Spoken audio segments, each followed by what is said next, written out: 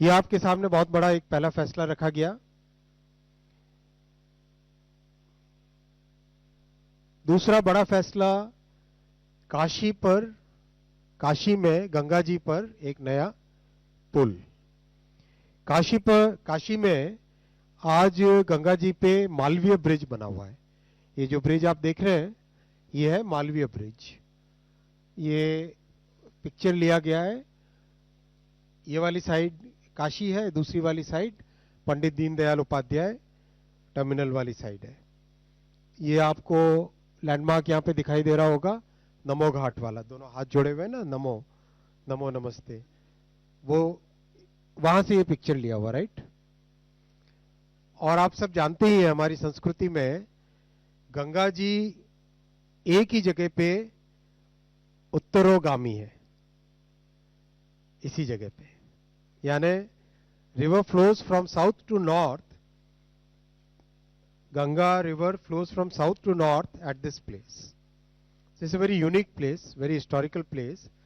और भारत के जो ट्रांसपोर्टेशन नेटवर्क में इसकी इंपॉर्टेंस है, that also is very unique. This is the major chord from east to north and west.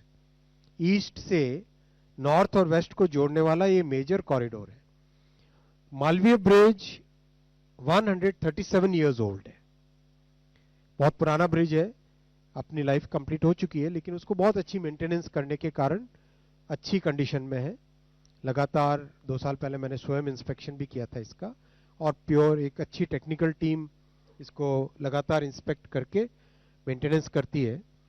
अब इस पे डिसाइड हुआ है कि एक नया ब्रिज बनाए, जिस ब्रिज में नीचे वाले डेक पे 4 रेलवे लाइन होंगी, 1 2 3 4 रेलवे लाइन होगी, और ऊपर वाले डेक में 6 लेन का हाईवे होगा।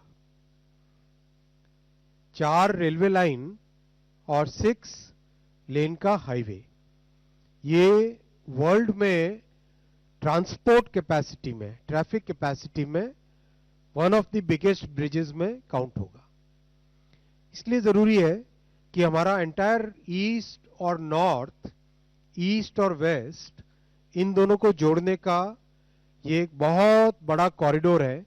और इस कॉरिडोर पे गंगा जी पर ये ब्रिज अपने आप में बहुत बड़ा एक मेजर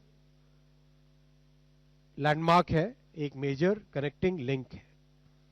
इस ब्रिज को कंस्ट्रक्ट करने में 2642 करोड़ रुपीस का इन्वेस्टमेंट लगेगा। 2642 करोड़, करीब 4 साल का टाइम लगेगा। बहुत ही कॉम्प्लेक्स ब्रिज है। इस ब्रिज की अगर आप फाउंडेशन समझो तो ये आप पूरा जो मंच देख रहे हो ना, ये जितना मंच देख रहे हो, इस मंच से ये फर्स्ट रो आप दिखाई दे रही है, इतना एरिया और जोड़ दो, उतना उतना एक एक पिलर का फाउंडेशन है।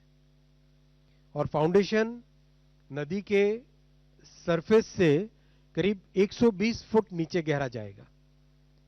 100 फुट से ज्यादा गहरा, 100 फुट का मतलब हो गया करीब करीब आपके 3 मंजिल की बिल्डिंग, 3 से ज्यादा मंजिल की बिल्डिंग, उतना गहरा तो उसका फाउंडेशन, फिर उसके ऊपर पिलर्स, उसके बाद में ब्रिज, और एक आइकॉनिक स्ट्रक्चर बनेगा। ये उसकी लोकेशन दिखाई गई है कहां पे बन रहा है, और ये भी लोकेशन दिखाई गई है। एग्जिस्टिंग ब्रिज उसके राइट हैंड साइड वाले डायरेक्शन में यहां पे बनेगा, और इसकी ये उसका विजुअलाइजेशन है पिक्चर का। एक आइकॉनिक ब्रिज बनेगा, मल्टीपल आर्चेज इसमें रहेंगे, और ये आर्चेज अपने आप में उस एरिया के लैंडस्केप को, काशी के लैंडस्केप को, काशी के पूरे स्काईलाइन को डिफाइन करने वाले आर्चेज ये सब होंगे। बड़ा ब्रिज है, अगले 150 साल के लिए समझो, 150 इयर्स के लिए इसको डिजाइन किया जा रहा है। 150 इयर्स के लिए इसको डिजाइन किया जा रहा है, और 100 साल आगे तक हमारा ट्रैफिक कितना होगा, रेलवे और रोड दोनों का मिला के, उस हिसाब से इस ब्रिज को बनाया गया है। हाईवे, वाटरवे, रेलवे, जियो टेक्निकल इन्वेस्टिगेशन के लिए, बेथीमेट्री इन्वेस्टिगेशन के लिए, इन सब चीजों का 2 साल में डिटेल्ड स्टडी होके इसकी डीपीआर बनी है। और ये अपने आप में भारत का सबसे बड़ा, ट्रैफिक के पॉइंट ऑफ व्यू से सबसे बड़ा ब्रिज बनेगा। लेंथ के पॉइंट ऑफ व्यू से दूसरे ब्रिजेस हैं, बोगीबील 4 किलोमीटर का है, ये 1 किलोमीटर से थोड़ा ऊपर है, लेकिन ट्रैफिक इसमें मैक्सिमम आएगा क्योंकि 4 रेलवे लाइन है और 6 लेन का हाईवे है। ये ब्रिज का मैं आपको ये फाउंडेशन की बात जो बता रहा था ना, ये वाली जो फाउंडेशंस हैं, ये सरफेस से 120 फुट के आसपास अंदर गहरी जाएगी। नदी का जो सरफेस है, तट है जो उसकी मिट्टी का जहां पे, वहां से उसके भी 120 फुट नीचे, और बहुत बड़ी साइज के पिलर्स हैं। अच्छा ब्रिज बहुत बड़ा बनेगा। ये नीचे रेलवे लाइंस रहेंगी और ऊपर वाले डेक में हाईवे रहेगा। अगर हम क्रॉस सेक्शन देखें इसको तो करीब इस तरह से आएगा। ये 4, 1, 2, 3 और 4 ये आगे रेलवे लाइंस, और ऊपर 3 लेन हाईवे इधर, 3 लेन इधर, यानी टोटल 6 लेन्स का हाईवे। इस तरह से इसका डिजाइन है। यूनिक डिजाइन है, कॉम्प्लेक्स डिजाइन है, और बहुत मेहनत लगेगी इसमें। साथ ही साथ दोस्तों एक और चीज मैं आपको बताना चाहूंगा कि देश भर में ब्रिजेस, टनल्स, इसकी जो कैपेबिलिटी है, इसकी जो टेक्निकल कैपेबिलिटी है, वो बढ़ाने के लिए गति शक्ति विश्वविद्यालय आपने सबने जाना ही है, बड़ौदा में जो एक ट्रांसपोर्ट फोकस्ड यूनिवर्सिटी बनी है, उसमें स्पेशल प्रोग्राम्स चालू किए गए हैं, जिसमें केंद्र सरकार के डिपार्टमेंट्स जैसे हाईवे डिपार्टमेंट है, पावर डिपार्टमेंट है, वाटरवेज डिपार्टमेंट है, रेलवे ऑफ कोर्स है ही, इसके अलावा स्टेट गवर्नमेंट्स के जो पीडब्ल्यूडीज और ब्रिज कंस्ट्रक्शन कॉरपोरेशन है, वहां पे जो इंजीनियर्स काम करते हैं, उनके टेक्निकल नॉलेज को, स्किल्स को, डिजाइन कैपेबिलिटीज को और बढ़ाने के लिए स्पेशल प्रोग्राम्स बनाए गए गति शक्ति विश्वविद्यालय में, जो कि अभी आगामी नवंबर से चालू होंगे। 2 तरह के प्रोग्राम्स होंगे। एक तो शॉर्ट ड्यूरेशन प्रोग्राम्स होंगे जो कि मोर और लेस रिफ्रेशर कोर्स की तरह होंगे, और दूसरे होंगे यंग इंजीनियर्स के लिए मास्टर्स प्रोग्राम, या मिड सर्विस में काम करने वाले इंजीनियर्स के लिए MTech in bridge and tunnel, MTech in bridge and tunnel structures design, उस सब के, तो वो भी चालू किए गए।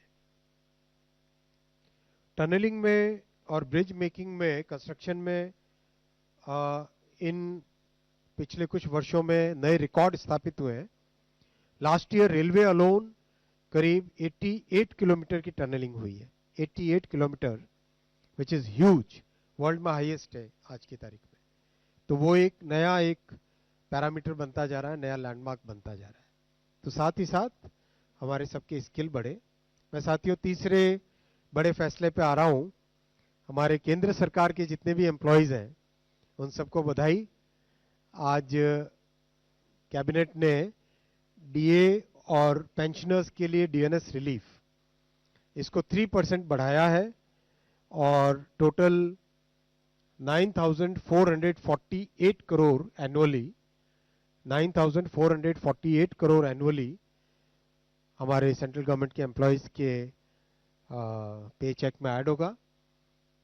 बहुत बधाई सबको। इसका कैलकुलेशन वगैरह सब स्टैंडर्ड एक फॉर्मूला से होता है, all India consumer price index for industrial workers, उसके हिसाब से इसका कैलकुलेशन होता है।